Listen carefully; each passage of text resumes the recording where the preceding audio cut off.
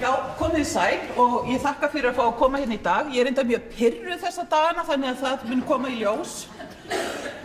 Ég kenni þess að tölfræði og tölfræðilega er ég vel miðaldra kennslukona. Það er að segja 47, ég held ég sé að vera 48. En ég er samt alin upp við sveitasíma.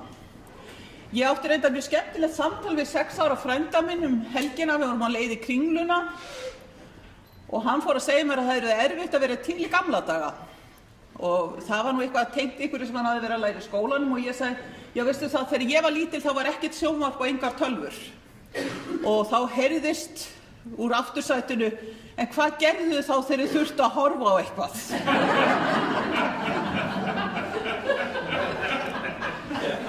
Amma Bassis, sem er eldri systir mín, sem ég segi alltaf að hafa alist upp í fornöld, hún er fædd 51, sagði síðan drengnum í gærkvöldi að það hefði ekki verið rafmagn þegar hún var lítil. Hann sá nú reyndar ekki sérstakt vandamál við það því það var hægt að vera með kerti. Hann áttaði sig ekki að þessi tæki til þess að horfa ganga öll fyrir rafmagni.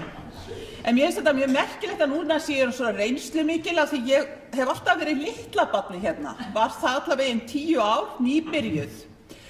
En sem sagt árið er 1996, ég er nýorðið 30, kom með DR fyrir framan nafnið og nýráðinn lektor við Kennaraháskóla Íslands. Sumir hefðu nú ekki mjög mikla trú á þessu barni sem var að koma, en ég var nú samt ráðinn. Ólafur Ragnar er 19. forseti og ég frétti það til Oklahoma. Ég hef líklega lesið á vefsíðu Iceland Review eða einhver hefur sendt mér tölvupóst. Internetið var svona að fæðast á þessum tíma sem almenningseign. Við sá þetta fyrst hana 2 árum áður. Það er krepp á Íslandi að minnstakosti efnahagsaðgerðir, þannig var það alla mína æsku. Maður þurfti flugseðil til þess að fá gjaldeyri, þetta voru mjög fá ár sem þetta var allt svona frjálst og frítt. Þannig að þetta er mjög mikið í gamla daga. Þó sum ykkar finnist þetta ekkert vera langt síðan 96 var. Ég flaug til Íslands í júlí og ágúst byrjaði ég að kenna fjarnemum. Ég vissi að ég átti að gera það, ég var nú komin með bókina, ég mátti lítið vera að ég undirbúa mig. Ég hafði kennt hefðbundið námskeið í háskóla í tölfræði og aðferðafræði og ég hefði séð ýmsar útfærslur á kennslu þau 10 ár síðan stunda háskólanám, allt frá því sem var mjög brilljant yfir í það sem var satt að segja mjög hræðilegt. Og ég hefði lokið námi í uppeldis- og kennslufræði en þar var ekki talað fjarnám. Ég fékk kennslu í að búa til glærur sem ég reyndar mætti held ég ekki á og þátt að reka múr náminu fyrir. En sem sagt, og það fór einhver sérstökum frægðarsögum af frammistöðu mín í uppeldis- og kennslufræði. En þarna er ég sem sagt mætt og ég man að ég fór þegar ég kom heim í kassana sem ég hefði sent heim til þess að ná í vetrarföt. Af því ég var eiginlega bara með stuttbuxur í töskunni sem ég kom með heim í flugi, eitthvað hafði verið sent á undan. Þannig að kennsluferill minn við Kennaraháskóla Íslands hófst á einhverju sem ég vissi ekkert og hafði aldrei séð gert. Ég hafði aldrei séð fjarnám, ég vissi ekkert hvað þetta var og það virtist enginn hafa neinar sérstakar áhyggjur af þessu og það var ekki einu sinni hægt að fara inn á YouTube til þess að sjá fyrirmyndir. Þannig að þetta var einhvern veginn svona, mér var hent afskaplega mikið út í djúpulaugina. Og þessi djúpalaug var reyndar þannig að við fórum út á land og vorum þar í 5 daga. Ég var þar í fylgd 2 ágætra kennara hér við skólan sem sátu og fylgdust með kennslunni hjá mér þessa fyrstu viku. Það var þegar kunni ekkert í aðferðafræði. Það var þegar kunni ekkert í aðferðafræðinu. Mér þótti þetta frekar óþægilegt en þetta var mjög undarleg upplifun.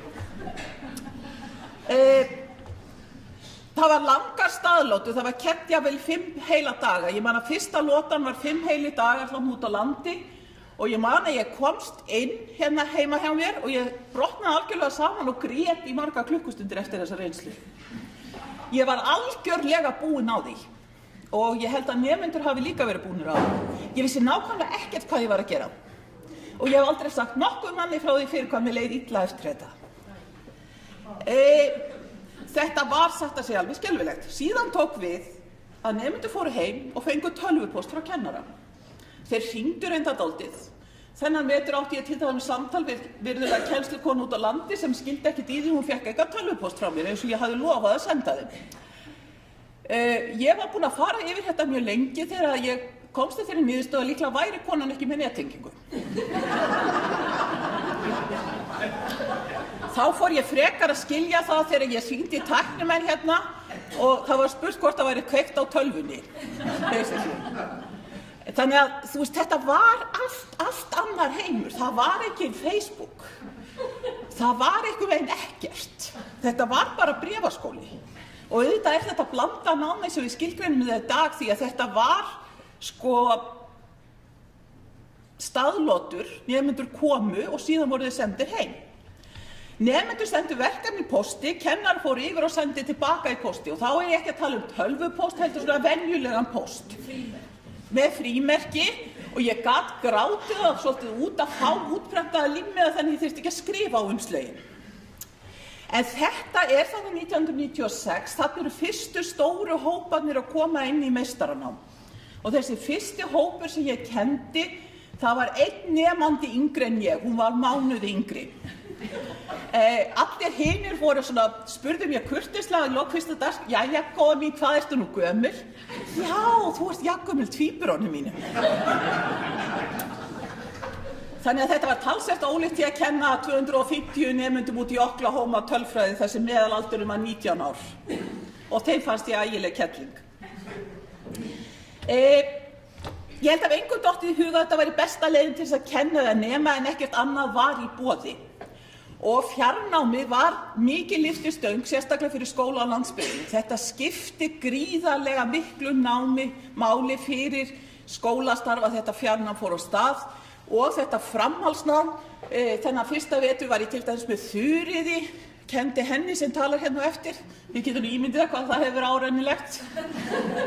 Og mjög margir af starfsmönnum akkurat menntavísindasviðs eru gamlir nemendur mínir, fóru í gegnum þetta nám á sínum tíma og héldu síðan jafnvel áfram í doktorsnám. Þannig að það var svona uppsöfnuð þörf fyrir hjá fólki að komast í meistaranám. Aldamótin þá sá ég það að þetta var ekkert að ganga neitt vel. Þú veist, nemendur voru sífellt að tala um ef við værum nú í staðnámi þá væri þetta miklu betra og Þannig að ég frekjaðist eitthvað og fékk að kaupa, eða það var keypt eitthvað forrit sem var hægt að fara að taka upp. Ég gat tekið upp mig að vinna í Excel, að reikna eitthvað og búa til myndir og mig svona eitthvað kjaftað við og þau gátu að horta á þetta heima og svo komum við hérna og við spjölluðum þetta. Og þau brostu dálítið, þeim fannst þetta nú dálítið fínt sko. Þetta hét á þeim tíma talglærur og síðan voru upptökur þar sem ég var að vinna í Excel eða SPSS. Þetta kallast í dag vendikennsla og er nýbúið að finna upp í HÍ.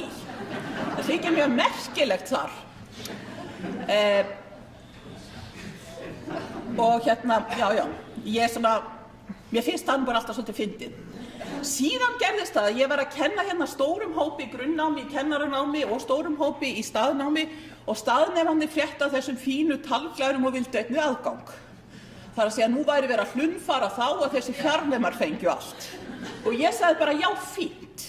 Ég hvort sem kenndi þessi námskeið samhliða, ég var alltaf með sama prófið og fjarnemarnir stóðu sig ekkert verri en staðnemarnir. Því þó að staðnemarnir mættu og sætu kannski hérna og horfðu á mig þá vildi nú hugurinn reika. Þannig að það var bara svona svipað. Og þetta er vefsvæði, þetta er virkilega svona retro. Þetta er reyndar ennþá opið og það er ennþá umferð á þessu.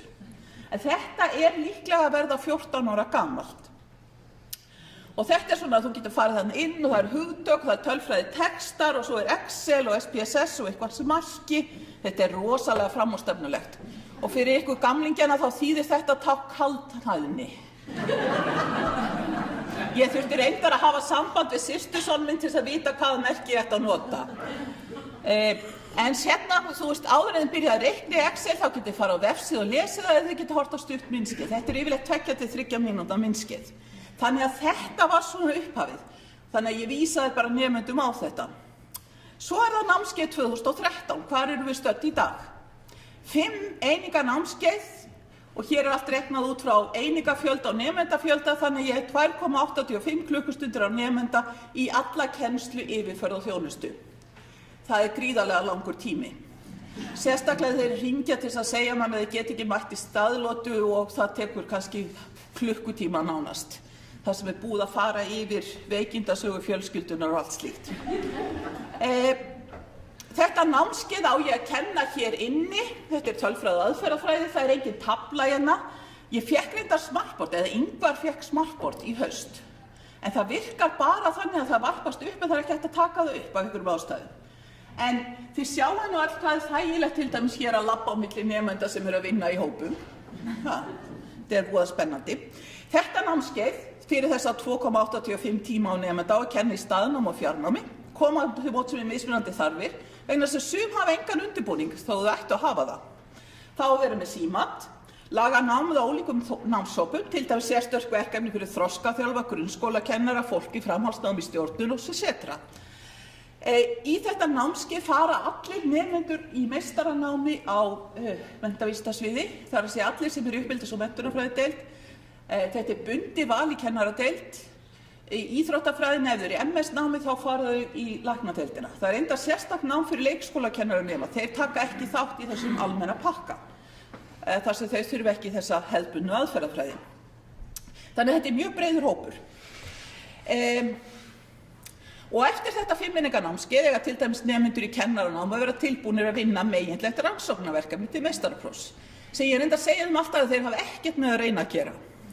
Þannig að ég ekki mjög hvetandi til þess eftir þetta námskeið þau fari í slíkt verkefni nema þau fái leiðbeinanda sem sterkur.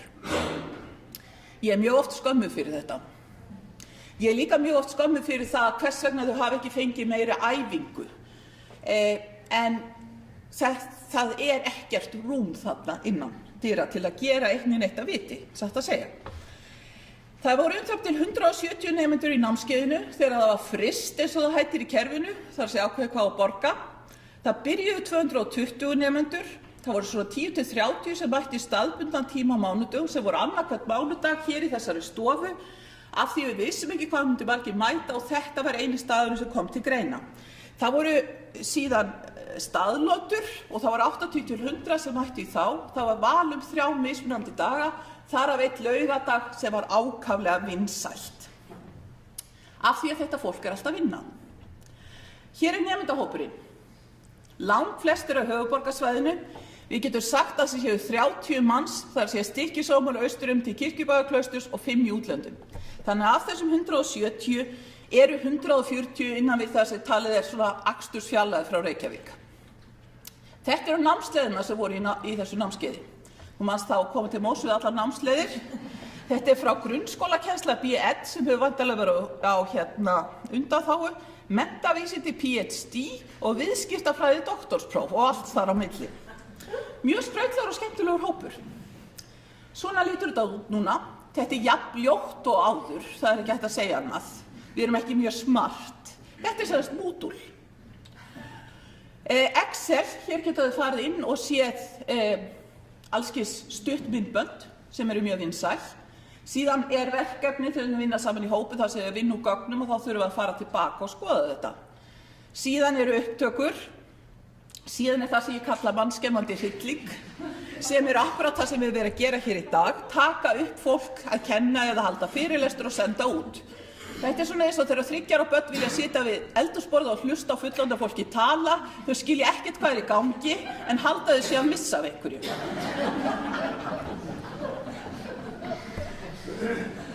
Og af því að ég komin í tímahraun þá ætla ég bara að segja að þetta það fyrsta sem mætir þeim í námskeiðin. Kristóttir var dósent í aðferðafræði á menntavísindasviði Háskóla Íslands og ég umsjónarkennari þessu námskeiði og aðalkennari. Þetta tók ég semst upp á skrifstofunni minni fyrir af því að það var sagt að við varum svo andlitslaus. En einhver benti mér á að það væri sami tæknimaður og INN. Þannig að þetta allt frekar svona ósmart en maður alltaf að reyna. Ég kenni þetta þannig að ég tek upp sérstaklega fyrirlestra, síðan kenni ég þessa mánudagstíma og það eru raunar sama efnið og eru sérstökum upptökum og síðan kenni ég staðlótunum. Þannig ég 3 eða 6 kendi allt í vetur. Það sem að mér hefur reynst best kannski í þessari nýju tækni sem skipt hefur mist máli en með krítin og kjaftinum í talglærum. Það þessi möguleiki í mínu fagi að geta verið að teikna upp og tala við nemendur á sama tíma. Þetta sérstaklega vinsælt ef maður nær að hafa þetta sem stutt brot. Það sem ég að reyna að gera þarna að gera þau læs á tölfræðilegar upplýsingar. þannig að þau kaupi ekki jafn mikið af einhverju náttúrudrasli sem selt og eitthvað slíkt. Þetta bæði svona þekking sem nýtist almennt og líka faglega. Mér sýnist þjóðin ekkert vera allt á læs og upplýsingar eða rannsóknarniðurstöðu miðað við það hvað hún lætur bjóða sér að kaupa til dæmis. En sumt breytist ekki, til dæmis baráttan við tæknina. Þetta upptaka úr þessum sal í haust, svona var þetta þegar fjarnemar fengu það. Þetta voða sætt. Þetta ekki? Og tæknin mjög erfið tík. Án góðra tækniaðstöðu þá þetta ennþá erfiðara og það þarf að hafa mjög stöðugt aðgengi að tækniaðstöðu. Upptak af staðkennslu til útsendingar ekki endilega besta formið. Það einhvern veginn ekkert sérstaklega gaman að hlusta á raddbeitingu sem hentar í sal á upptökum til dæmis. Fjarnám tímafrekt. Hversu mikinn tíma nota nemendur í námið? Hvernig fáum við nemendur til þess að láta námið ganga fyrir? Það alveg sama vandamál og hefur alltaf verið, nema kannski að áreitið ennþá meira núna og einhvern veginn þá hefur fólk fengið á hugmynd að það að vera í fjarnámi eða blönduðu námi þýðir það að þau þurfa að nota minni tíma. Við höfum alla möguleika til þess að bjóða upp á gott námi í fjarnám, blönduðu námi. Tæknin hefur breyst en hún leysir ekki allan vanda. Við höfum samt miklu meiri möguleika. Ég get alveg spjalla við nemendur á Skype eða hvaða forriti sem Það rosaleg framför frá því að var 1996. En við þurfum samt ennþá þennan tíma til þess að gera þetta. Og mér finnst hann ekki verið í boði eins og hlutir skipulagðir hér núna. Nemendur vilja segja ekki tíma á rúmi, þannig að þessi útvörpun á fyrirlesturinn verður svona eins og þeir höguðu sér á Akureyri í gær, þeir fóru bara að gera eitthvað annað, af því það var svo mikið að gera. Af því að þeir vildu frekar hafa hlustað á þetta kvöldið, þegar þeir væru að borða kvöldmatinn eða látast vera að hlusta á makann. Það engin einföld lausn. Við höfum þessa möguleika, en við viljum að viðurkenna það þarf tíma, það þarf tækniaðstoð. Þetta má ekki vera svona hryllilega hallærislegt eins og INN. Vissulega losnaði ég með 50 nemendum með því að senda út þetta myndband mér að afgreiða þannig á skrifstofu. En það kannski ekki það sem skólinn vill. Og blandað nám ekki að sjónvarpa hefðbundnu námi eða kennslu. Og nú ég komin yfir tíma. Takk.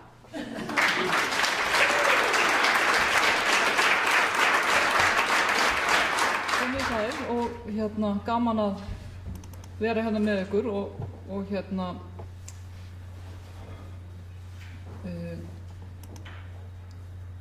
að heyra alls konar reynslusögur. Ég held að við séum svolítið á svipuðum nótum með það að tala svolítið út frá reynslunni og vangaveltum. Mér langar aðeins til þess að deila með ykkur svona þessari vegferð sem að við höfum verið í undanfarin ár við ferðamáladeild Háskólans á Hólum. Við teljum okkur trú það að við höfum verið að bjóða upp á blandað nám, eða þar að segja það auðvitað að blanda hvað varðar kennsluaðferðir, en það sem svona helsta ögrun okkar það að vera með staðbundið nám og fjarnám í sama tíma í sömu námsbrautum. Mér það minnisstætt að fyrir nokkrum árum þá las ég þessa setningu: bráðum verðum við alveg hætt að tala fjarnám, allt nám verður í huga okkar blandað nám. Það örugglega alveg 5 ár síðan ég las þetta og enn erum við að tala fjarnám og fjarnema við mína stofnun, þó að þetta sé orðið langmestu meirihluti nemenda sem að stunda námið með þessu formi, að vera ekki á staðnum, á sama stað, á sama tíma og kennari. Og það þó að þessir fjarnemar séu meirihluti nemenda, og líka það að allir staðnemar nýta sér meira og minna tækni sem að við upphaflega fórum að nota vegna þess að við töldum okkur trú að við værum að gera það vegna fjarnámsins. En mér langar að svona á persónulegu nótum aðeins að segja ykkur frá minni fyrstu reynslu af þessu. Þegar ég var í doktorsnámi í námskrár og kennslufræðum við University of British Columbia í Kanada í upphafi 9. áratug síðustu aldar, krakkar mínir, það svona svipun tíma á Amalía, þá átti ég hóp af skólafélögum sem að trúðu því statt og stöðugt að nám stutt af vefnum væri eðlislega ólíkt hefðbundnu námi. Og þessir krakkar eða þetta fólk var með mér í doktorsseminari og svona, og það var svolítið erfitt að tala við þau vegna þess að þau voru alltaf, eða þeir, þetta voru mest strákar, að þeir voru alltaf hinum með við skjá. Og þegar mér langaði að ræða einhver rök eða segja sögur, að þá sögðu þeir alltaf, leið mér að sýna þér hérna svolítið á skjánum. En ég var alltaf vitlaus með við skjáinn og ég velti nú fyrir mér hvað væri, hvar ég væri nú stödd í heiminum ef ég hefði nú verið, réttu megin eða hinum megin skjáinn. Ég veit nú ekki hvað er rétt eða rangt í því efni, því að þetta voru nemendur, kannistu við þennan gæja?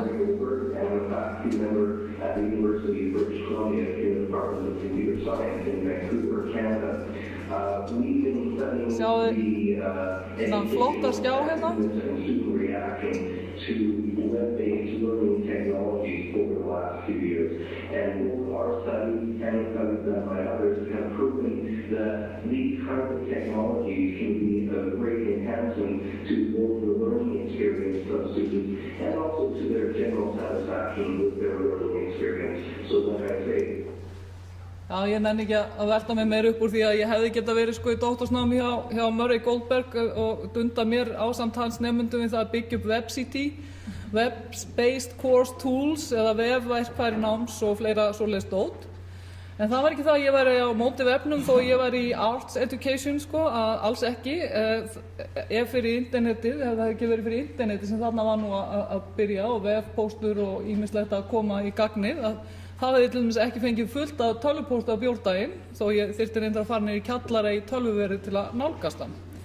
En málið var kannski það að ég sá vefinn svolítið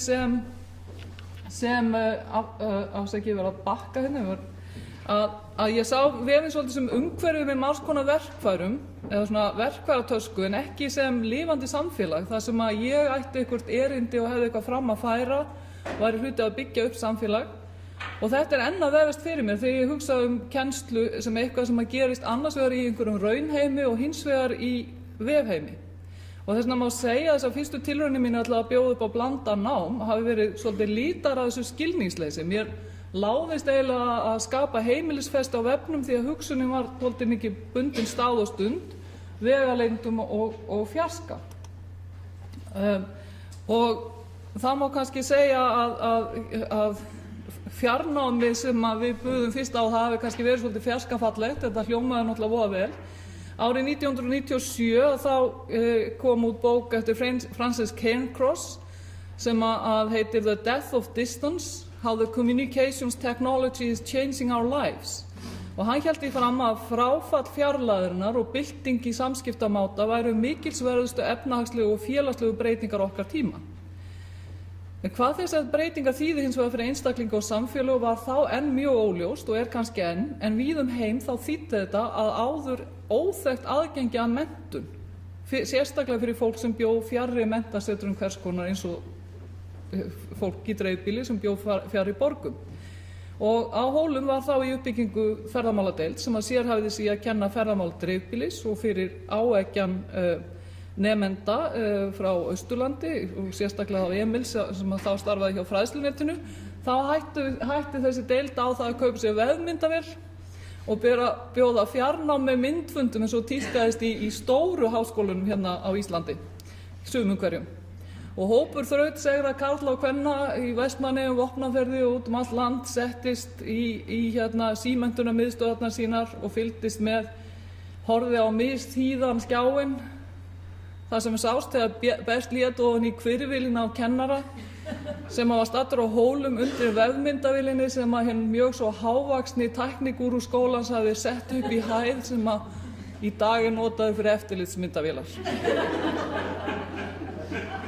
Og allir sem vita eitthvað sjónarhorn vita það að maður kemur ekki rosalega vel út í bird's eye view.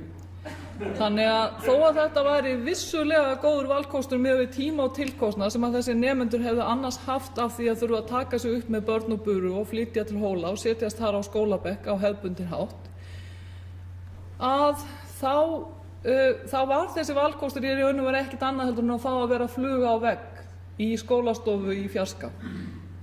Þannig að það svolítið athyglisvert að pæla í því þegar við lítum öxl að Cairncross hann talar revolution in communications technology En frasinn eða hugtaki sem varð gjaldgengara og menn nota meira og notuðu gjarnan meira varð information technology.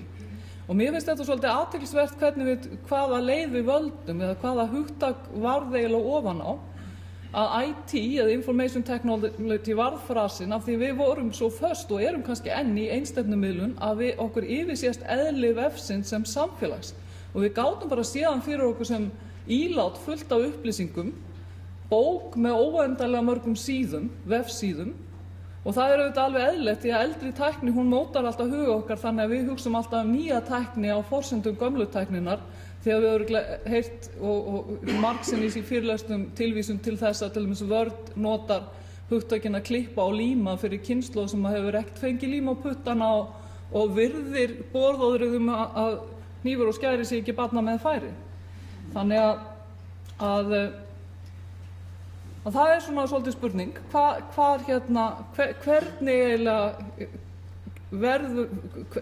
hvernig er hugsun okkar að breytast? En við töluðum gjarnan einmitt fjarnám og staðnám. Og kannski er það að rætast að allt nám sé blandanám, því að nú spyr ég hvar eru allir? Við erum með mikið af rafrænum verkfærum, handa á milli. Samskipti í vefheimi eru hluti af þessum raunheimi okkar og samt er helsta umhverfisefni margra nemenda minna það að það sé svo rosalega flókið erfitt að bæði ugla og Moodle í gangi hjá þessum háskólahólum. Og þau eru bara, vita ekkert hvað er hvað og þeim finnst bara ekkert sniðugt þegar ég spyr á móti hvort þau noti ekki bæði Facebook og Twitter. En þannig að tækifærin í þessari fögru nýju veröld margra háttaðra tæknistruddra samskipta, þau eru auðvitað mörg. En líklega erum við ekki alveg búin að stilla upp í eldhúsinu, við erum ekki alveg búin að ákveða hvenær er best að nota sáfapressuna og hvort við þurfum hann yfir höfuðið eða hvort að matvinnsluvélin dugar bara.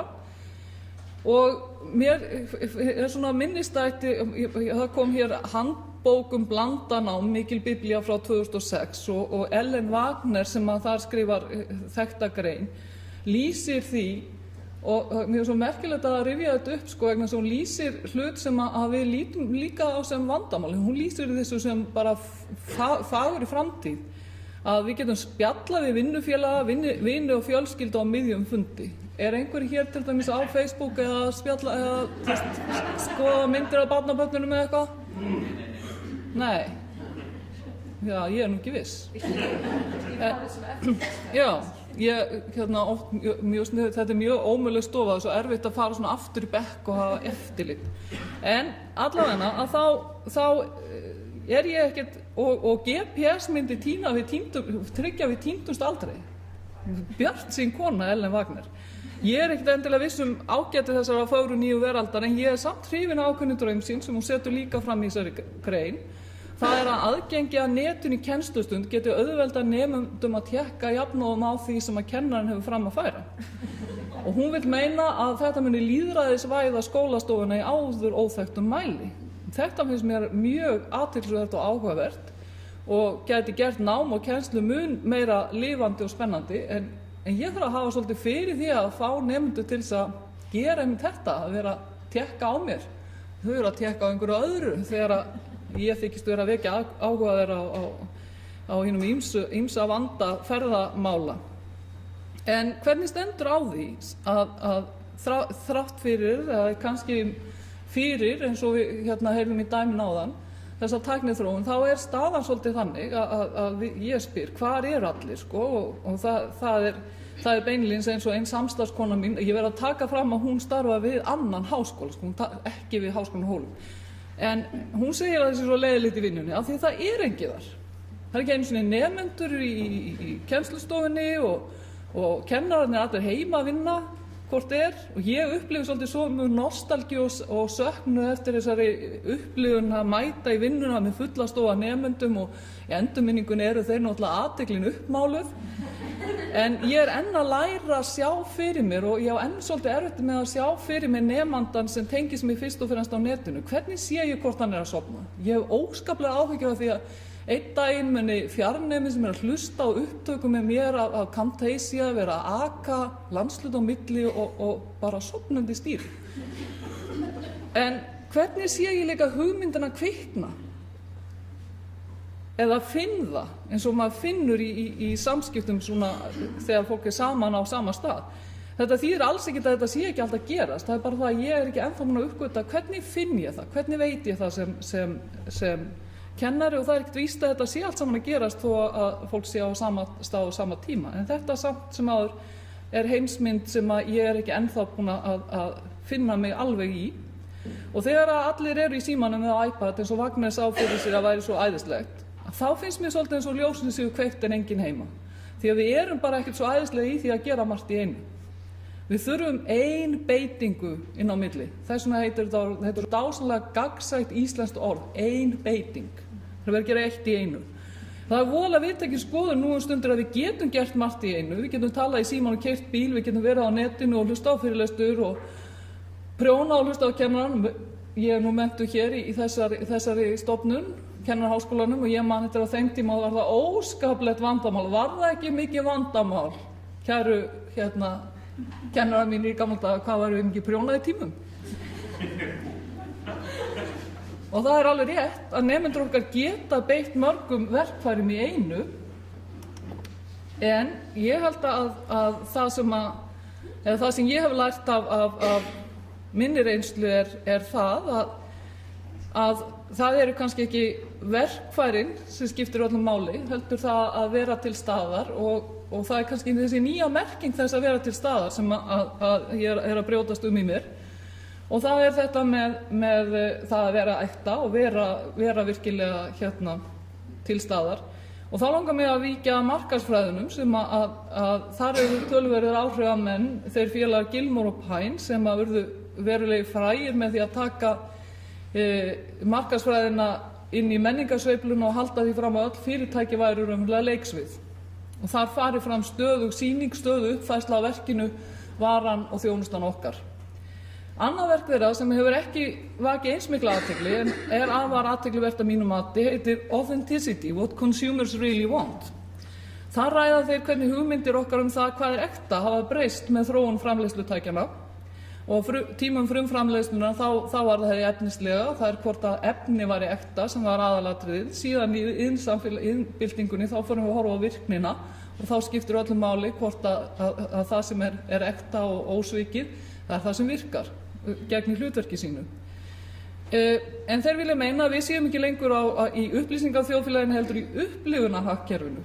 Það sem að ekta eða það sem er ósvikið vísar til þess hvort að upplifunin af því hafi jákvæð áhrif, breyti okkur til hins betra.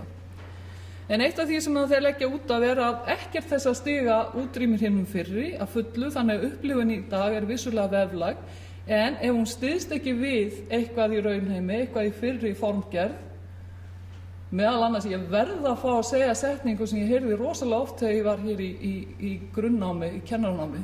Hafið heyrt minnst á PRC? Ég held að hver einasti stundakennari sem kenndi mér hafi spurt bekkina þessu. En það er kannski nokkuð til í því að vekja aftur þessa hugmynd formgerð hugans, að það er kannski það sem vefst fyrir okkur, að þessi nýja reynsla, þessi nýja tækni, hún er ekki alveg, við höfum ekki alveg byggt formgerðina enn til þess að taka við og gera hana að fyllilega okkar daglega veruleika.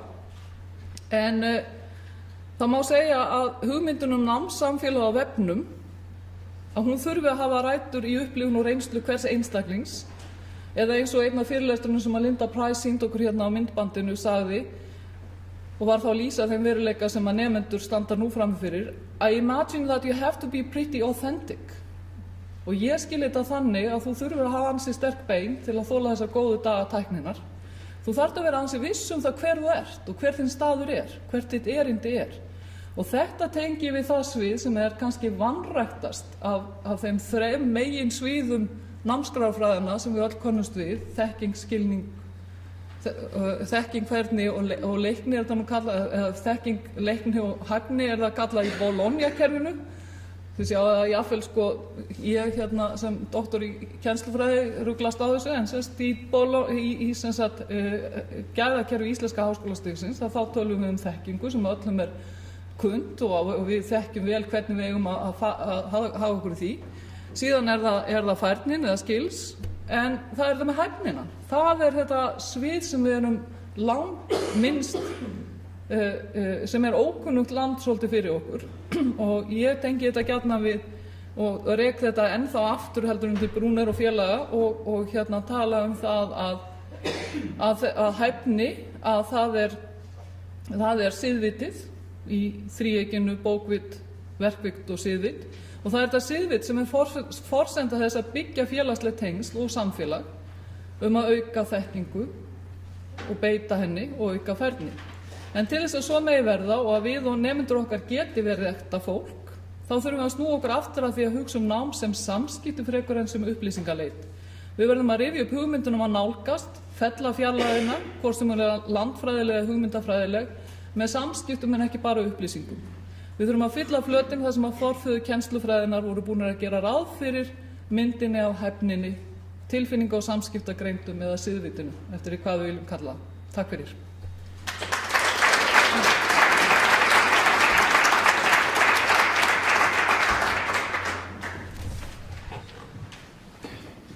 Verði ekki að losa mig við þessa.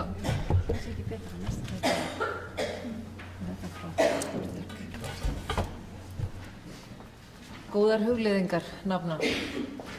Og síðust í þessari sessjón hún Þuríður Jóhannsdóttir og hún þurfti nú eiginlega 4 línur í prógramminu fyrir sinn titil. Hér var fjarnám, svo opið og sveigjanlegt nám, síðan samkennslustaða og fjarnema og hvað verður næst?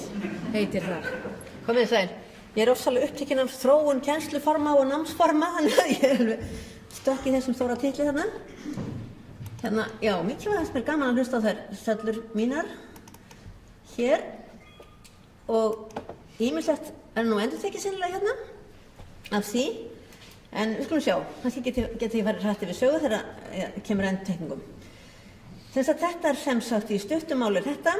Í erindinu verður fjallað þróun námsforma og tilkomu netsins, fyrst í Kennaraháskóla Íslands og síðan á menntavísindasviði frá 1993, þegar fullt nám grunnskólakennara var boðið í fjarnámi og til dagsins í dag og svo spáð í á hvaða leið við erum.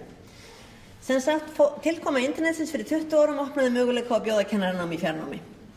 Og það tvennt, það gaf kennarum í dreifbýli sem ekki höfðu kennsluréttindi kost á að komast í kennaranám án þess að þurfa að flytja suður. Opnaði möguleika fyrir starfandi kennara á að komast í símenntun, þetta sem Amalía nefndi og tók með hjá sér. Og mér langar að skoða 20 ára sögu fjarnámsins fyrir þessa 2 hópa, það er að segja annars vegar kennaranám í grunnnám og hins vegar reynda kennara sem að fá tækifæri til að taka námskeið á meistarastigi sem liði sín í starfsþróun.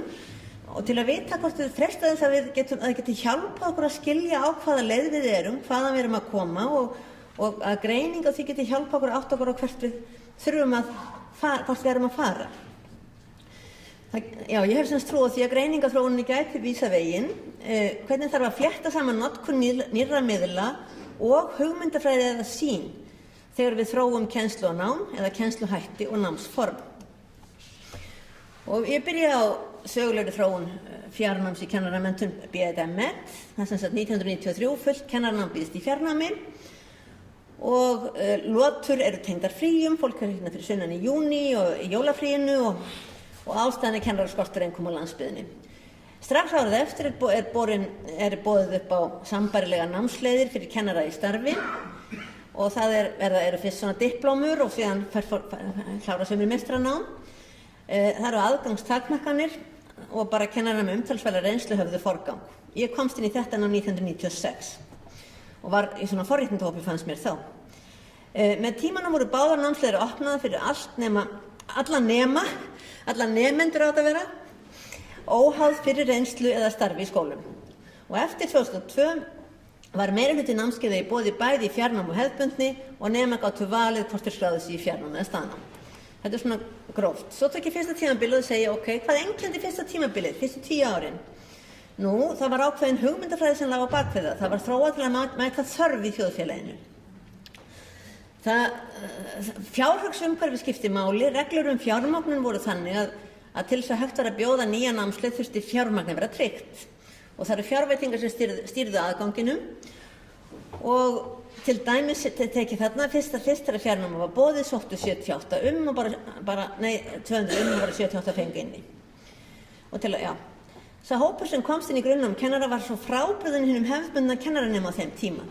Þetta voru nemar sem hefðu ekki farið í hefðbundið háskólanám og kennaranemar sem voru í fyrsta hópnum sem tekið verið inn í kennaranám í fjarnámi, svona meðalnemin var kona á fertugsaldri sem vann sem kennari í skóla úti á landi. Og hugmyndafræðin sem leiddi til þess að fjarnámi var sett á stað var raun og veru byggð á svona klassískum velferðarhugmyndum. Það er að segja almannaþjónustan, sú siðfræði sem var höfð að leiðarljósi skildi vera almannaþjónusta sem þjónar velferð og hagsmunum almennings og samspil nýrrar tækni og hugmynda ævimenntun, þetta með lifelong learning, var búið að vera lengi á sveimi þegar netið kemur svo, en hugmyndir ævimenntun, félagslegt réttlæti og aðgengi að hjálpaði okkur til að búa til þessa námsleið hér í Kennaraháskólanum. Ég var nú ekki partur af því þá, sko. En megin hvati var þörfin fyrir kennara með viðeigandi menntun í grunnskólanum. Og þarna nefni ég það líka að skólaskrifstofur og grunnskólar á landsbyggðinni tóku ábyrgð á að styðja fjarnemana bæði praktískt og pedagógískt. Og hvað varðaði nám og kennslu þá var fókusin mikið á að koma til móts við þarfir skólanna. Fræðilega námi var sett fram þannig að það nýttist í skólastarfinu strax. Það hvernig fræðilega námi nýttist til að efla kennara í starfi gerði menntunina merkingarbæra fyrir kennaranemana. Og það var, ég hef sem sagt talað við þessa kennaranema, bæði þau sem voru í doktorsrannsókninni minni, bæði þau sem voru í fyrsta hollinu svo kallaða 1993 og svo setna þeim sem voru 10 árum setna, þannig að ég hef byggið það sem ég segi á því viðtölum við þau, að það var mikilvægt fyrir þau fyrst að aðgreina sig frá hefðbundnum kennaranemum. Þeir höfðu sérstöðu og þeir voru líka eins og mörgum sem býðst fyrsta skipti eitthvað nýtt tilboð, þau fundum til mikilvægra ábyrgðar gagnvart náminu, þau voru valin úr stórum hópi og þeim var treyst til að standa sig, þannig að það skiptir miklu máli. Og fyrir háskólakennarana þá fannst þeim líka mikilvægt að taka mið af sérstöðu kennaranema, þetta voru öðruvísi kennaranema sem höfðu reynslu af kennslu. Og þessi sameiginlega reynsla af kennslu ítti undir samvinnu og samkennd í samfélaginu þeirra. Það var ótrúlega sterk samkennd sem myndaðist fljótt og þau lýsa fjálglega hvernig þegar þau komið suður, hvernig þau voru saman öllum stundum og þéttu hópinn og svo gátu þau farið að vinna með þessum á Hornafirði og þessum á Ísafirði, bara þvers og krus af því þau voru svo góðir vinir eftir að hafa verið saman fyrir sunnan. Og þetta var sem sagt lofandi þróun. Á fyrsta tímabilinu það var eftirtektarvert að það voru nánari tengsl milli skólans og kennaraháskólans, grunnskólanna, og nánari tengsl milli kenninga og starfs.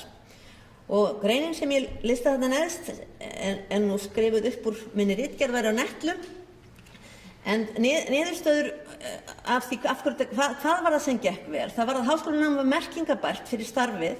Netumhverfið var mikilvægt þó að það veri frumstætt á þeim tíma. Það var samt mikilvægt til að koma í veg fyrir einangrun og það studdi tilfinningu fjarnema fyrir að tilheyra samfélaginu. Sameiginleg reynsla var mikilvæg við að mynda samfélagnema og það var, ég kalla þetta multi-level responsibility. Það var ábyrgðin lá á mörgum stigum. Það var sem sagt ábyrgð kennaranemana á að standa sig, ábyrgð skólana á að styðja við grunnskólana út á landi þar sem kennaranemandi vinnu á að styðja við þá og ábyrgð skólaskrifstofanna og ábyrgð okkar. Það var svona stofnanir á að þetta gengi allt saman vel. Það var samfélagslegt verkefni sem að kallaði á ábyrgð á mörgum sviðum. Svo kemur annað tímabili. Þá er sem sagt opnað fyrir alla nemendur burtséð frá því hvort þeir hefðu starf sem leiðbeinendur. Það var ekki lengur fókus á reynsluna. Og stutt á eftir opnaður aðgangur að meistaranámi fyrir nýútskrifaða og hætt að gera það skilyrði að 2 ára kennslureynsla væri það skilyrði til að komast inn í meistaranám. Það var hvatt þarna til þess að allir nemar tækju meistaranám sem fullt nám og stefndu á því að ljúka kennaranám á 5 árum. Á þessum tíma eru kennararnir hvattir til þess að bjóða vikulegar kennslustundir fyrir þá sem að vildu koma í þetta hefðbundna nám, en þetta varð aldrei almennt praktíserað. Það sem er að gerast þarna er það að það verði að reyna að búa til heildmeistaranám eins og vanin er í hefðbundnum háskólum, en það rakst á þetta að meistaranámið í kennaraháskólum hafði verið skipulagt sem starfsþróunarnám fyrir kennaramenn námi, það er að segja blandanám, þar sem staðláttur voru kjarninn.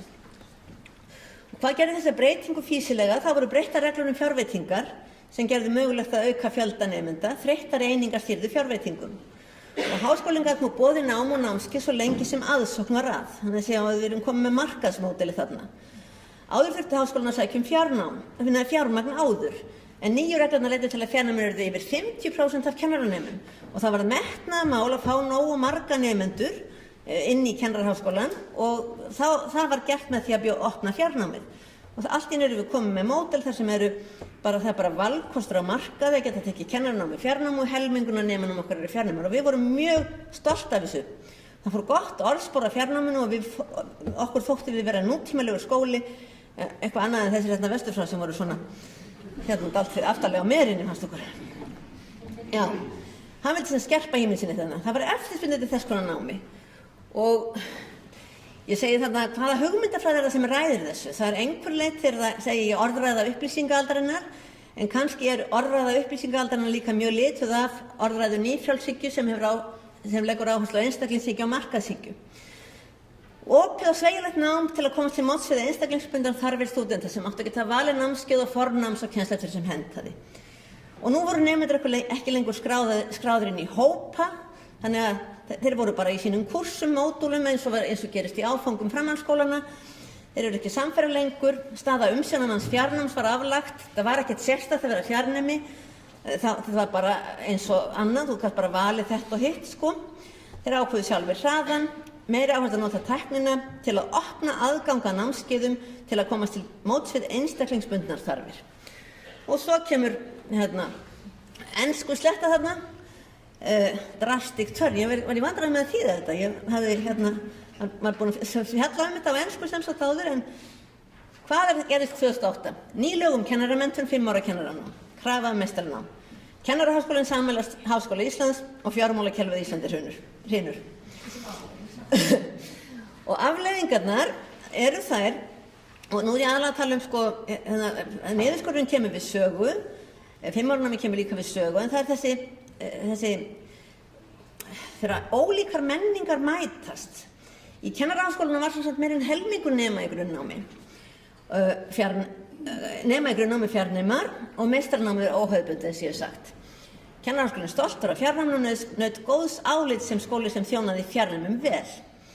Háskóli Íslands var hefðbundinn háskóli, fjarnemar höfðu fengið aðgang að nokkrum námskeiðum í undantekningartilvikum og margir höfðu gert mjög virðingarverðar og fínar tilraunir til þess að hleypa eða bjóða fjarnemum með, en drógu sér svo tilbaka í mörgum tilvikum af því það var ekki svona stofnanlegur stuðningur var ekki sérstakur við það. Og þið þekkið þetta, í háskólanum var það þannig að fjarnemum oftast, held ég farið rétt með, það verður þó að reka það ofan með ég segi mikla vitleysum, að það byggist það að bjóða fjarnemum að skrá sig í hefðbundin námskeið, fá aðgang að námsefni á glærum og stundum upptökum af fyrirlestrum og hafa svo samskipti við kennari í tölvupósti eða ugla eftir þörfum.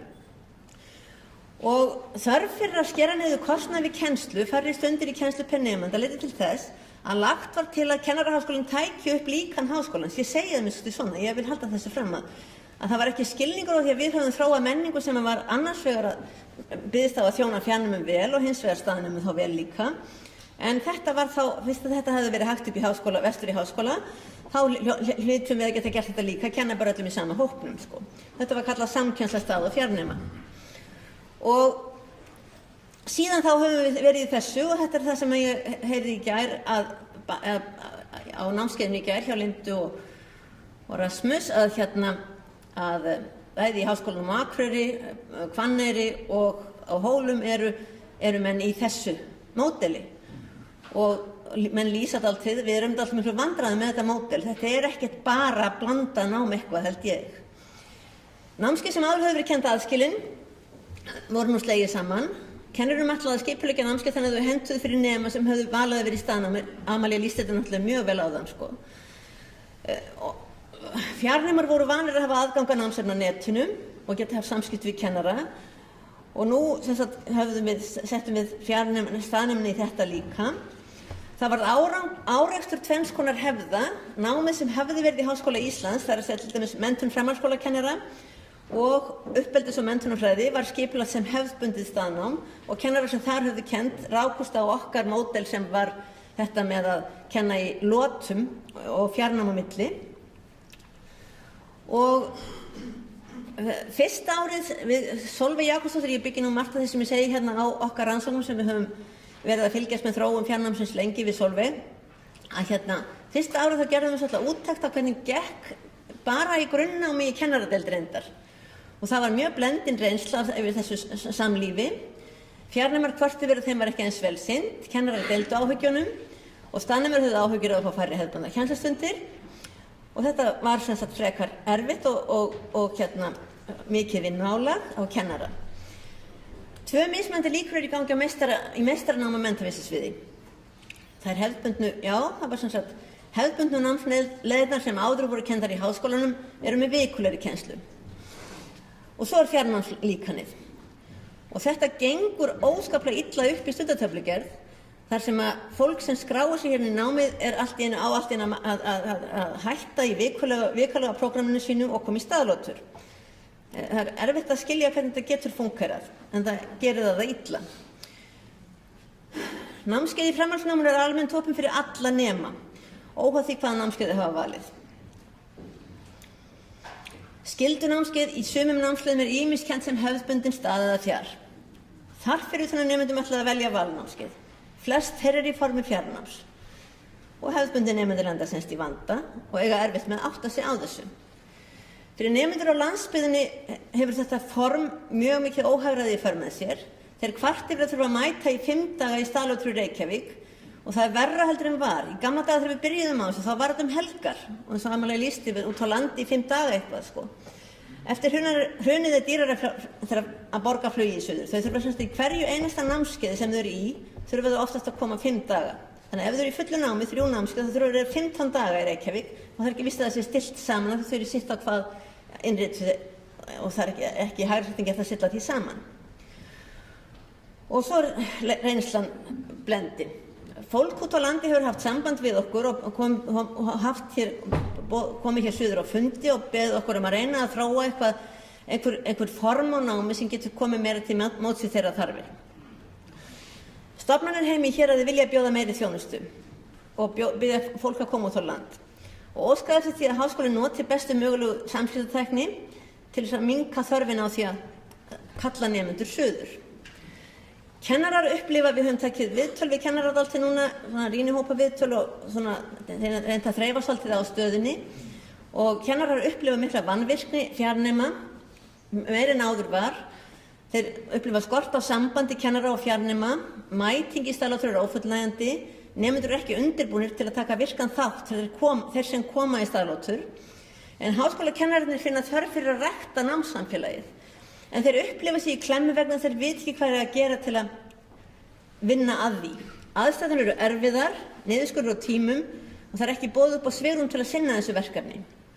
Og það sem við þurfum að reyna að gera okkur grein fyrir núna er hvað það er hvernig getum við unnið okkur út úr þessu vandamáli.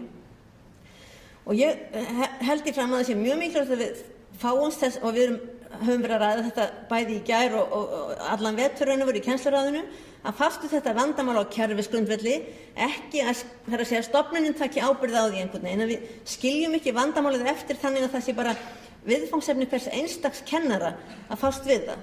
Kannski sitjum við þarna uppi með einhvern anga einstaklingshyggjunni að þetta sé bara alveg prívat vandamál hvers kennara. Og ég ger þetta alveg bara svona, þetta er ekkert mál fyrir mig, segir svo fólk. En eftir sitjum við með að nemendur upplifa mjög mikið ósamræmi og þeir þurfa raunverulega að læra á kennara hvernig hann kýs að nota tæknina, hafa skyldumætingar, hversu margir tímar eru á bakvið, hvort þeir eru reglulegir eða fram og tilbaka. Nemendur kvarta yfir því að skólafélagar þeirra hafi ekki tíma til að vinna í samvinnuverkefnum vegna þess að þeir séu að vinna með náminu. Þeim finnst það vandamál að skólafélagar mæti í tíma óundirbúnir og þeir eyðileggi kennslustundir fyrir þá nemendur sem hafa undirbúið sig og líka kennarann. Þetta kom fram í rýnihópa viðtali sem við Sólveig áttum með nemendur núna fyrir skömmu. Þeim finnst að of marga skólafélaga skorti skuldbindingu gagnvart náminu. Og það var áberandi í gær á vinnustofunni eða námskeiðinu hjá þeim Lindu og Rasmus að hópur eftir hóp af kennurum við vorum að vinna með ákveðnar hugmyndir og þarfir og hvernig við getum leyst þarfir með blönduðu námi. Þar kom þetta með skuldbindingu, engagement og commitment, bara hvað eftir annað hjá öllum hópum held ég. Að þetta fannst mörgum það sem var brýnast að viðfangsefnið háskólakennara núna var að ná tengslum við nemendur og vinna að þessu. Það vanti ábyrgðarkennd gagnvart skólafélögum og þeim finnst að mismunandi hópar fólk sem stundar námið hafi ólíka hagsmuni. Hér er ég búin að taka mig frí frá vinnu, búin að komin á námslán og ætla að stunda þetta í fullu námi, svo lendi ég bara í hópi með fólki sem bara er í fullu vinnu, hefur ekki tíma til þess að vinna í hópverkefni sem við erum alltaf sett í hérna, eða þá að þetta er kennt hvort sem er í fjarnámi og ég hefði alveg ekki þurft að hætta að vinna af því að þau tengja eins og Amalía sagði, þau tengja það að vera í fjarnámi þau getur þau unni með. Og ég spyr bara, er mögulegt að þjóna öllum hópum í sama námsforminu? Og ég hef ákveðnar efasemdir það. Mér heyrist á í gær að allir vera að reyna að gera þetta, bæði á Akureyri og Hvanneyri og Hólum, en ég er ekki alveg viss hvort við séum á réttri leið með þetta. Getum við lært af sögunni, greining á fyrsta líkaninu í fjarnámi þegar kennaranemar í fjarnámi voru að kenna í skólum. Þetta eru punktar sem voru á fyrirglærum. Sem sagt, háskólanámið var merkingabært fyrir starf grunnskólakennara. Er þetta eitthvað leiðarljós, hvernig við getum, hvaða hópa erum við með í höndunum? Og eins og Amalía lýsti þessu áðan með þessu stóra, sáu allar þessar þarfir sem við vorum með. Getum við í einu og sama námskeiðinu skipulagt eitthvað sem er merkingabært fyrir svona 15 ólíka hópa? Netumhverfið var mikilvægt til að koma í veg fyrir einangrun og það studdi tilfinningu fjarnámi fyrir að tilheyra í samfélagi. Já, við þurfum að nota tæknina held ég. Þessi nokkuð ljóst að ég sé sammála því. Sameiginleg reynsla var mikilvægt til að mynda samfélag. Allir kennarar slást við það að við þurfum að geta hjálpað til að mynda námssamfélag. Það er hægara sagt en gert til að koma sitt úr hverju áttinni og það styður mikið við að mynda samfélag ef við höfum fólk sem er sameiginlega reynslu. Ábyrgð á mörgum stigum, það er þetta, það sé ekki bara einstaklingsábyrgð, heldur líka kerfisábyrgð, ábyrgð skólana þar sem fólk vinnur ef það er að vinna einhvers staðar eða ábyrgð þekkingarnetana og fræðslu miðstöðuna út landið. Þessar einstaklingar og hópar, nema og kennara, svo stofnanir sem tengdust fjarnáminu fyrir kennara tóku hlutverk sitt á ábyrgð alvarlega. Kannski getur það verið leiðarljós fyrir okkur, ég held það. Getum við notað þessa þekkingu til að styðja okkur við að vinna okkur út úr þeirri klemmu sem við erum í og þróa kennslulíkan sem þjónar þörfum mismunandi hópa sem vilja skrá sig á menntavísindasviði. Þetta er voðalega löng setning hjá mér, enda skoða þetta ég verið íslenskukennari ennþá. Skoða samhljóm, já þetta er það sem þarna er sagt, er það í dálitlu samræmi eða samhljóm með þessu og það sem kom fram í óskum fjarnám á landsbyggðinni. Og við þurfum sýn, framtíðarþróun, við þurfum sýn á til hvers námið er. Það þarf að vera merkingabært bæði fyrir fólkið, nemendur, bæði persónulega og samfélagslega. Og við þurfum að kunna nota þau verkfæri sem tiltæk eru. Og námskeið í gær með Lindu Price og Rasmus Bloch vísar okkur veginn, held ég. Það er ekki það að við höfum mörg verið að segja og vinna í svipuðum anda, það skerpti virkilega á því hvernig við getum unnið með virkilega hver er þörfin, hvað er það virkilega sem er, af hverju viljum við nota tæknina til þess að koma til móts við hvaða þörf, þeir voru svona á þeim nótum. Í gær sáðum við, brýnasta þörfin er að ná tengslum við nemendur og virkja áhuga þeirra. Vinna sig út úr firringu skólakerfisins sem gengur bara á einhverjar gráður og læra að nota þá tækni sem nútímamenningin býður til að efla tengsl nemenda og kennara sem er grundvallaratriði, búa til samfélag námsmanna og efla tengsl við samfélag þar sem nemar munu vinna og þar sem námið þarf að nýtast. Búinn!